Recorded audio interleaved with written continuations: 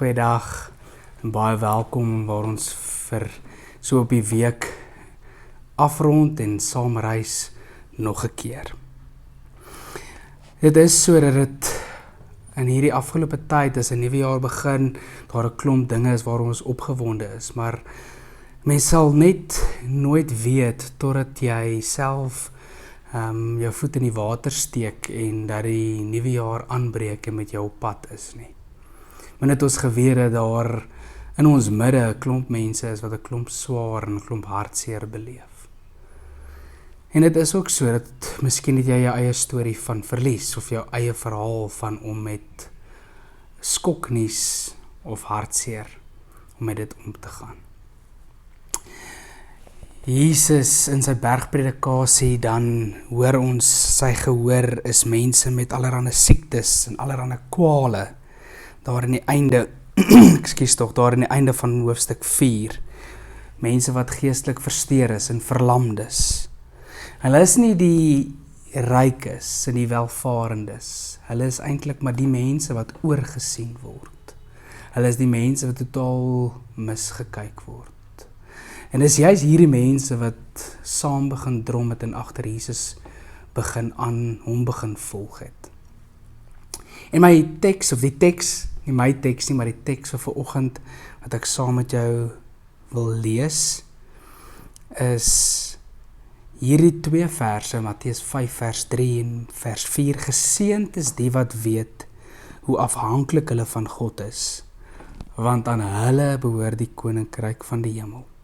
Geseënd is die wat treur, want hulle sal vertroos word.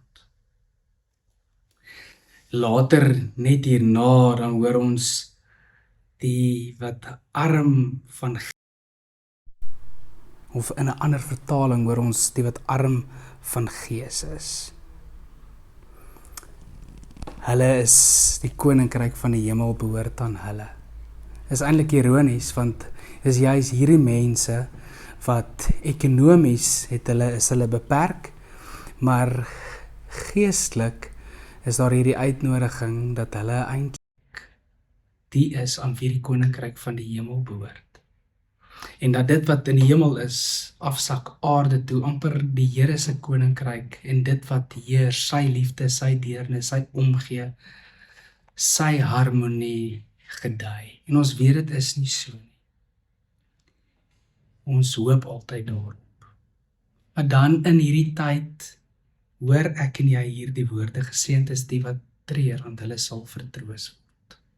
Hulle is mense dat God in adventtyd praat ons van Immanuel, God met ons. En dat mens kan sê dat hierdie God, hierdie Immanuel, steeds in hierdie tyd met ons is.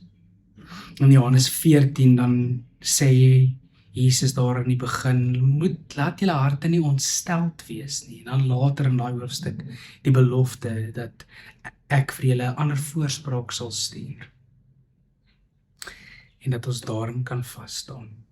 Mag die Here jou hart wat stikkend is, jy wat treur, mag Immanuel, God met ons, jou vertroos. Mag jy sy nabyheid baie sterk beleef. O wonderlike Here, dankie dat U met ons is. Here, ons kom na U toe, dat U ons sal troos. Amen. Seën vir jou vir hierdie dag en mag die Here ook so saam met jou wees. Mooi bly.